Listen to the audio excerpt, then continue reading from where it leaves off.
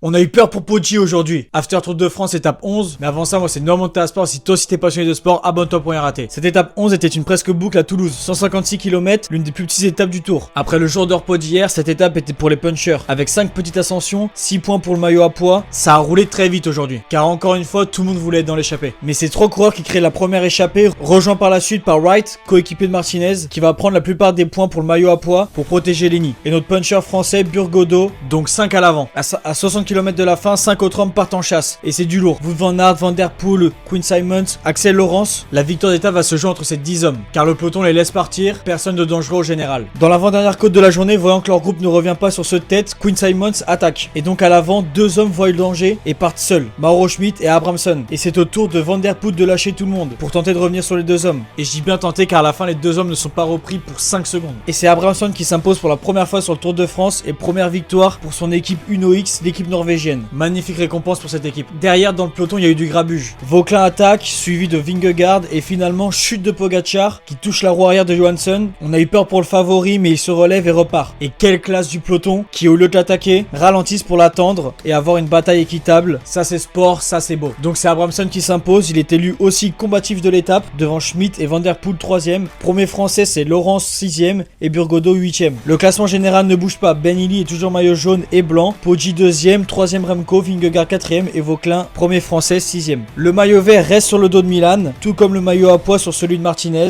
Mais demain, ça va taper. Le classement général va sûrement bouger, même le maillot à poids, car c'est la première étape de haute montagne. Avec l'arrivée au sommet de Hautacam, sommet hors catégorie qui va rapporter 20 points et 16 autres points à prendre durant l'étape. On va sûrement voir un Lenny Martinez à l'avant et pourquoi pas une victoire d'étape pour notre français. Ce serait magnifique. Donc à demain.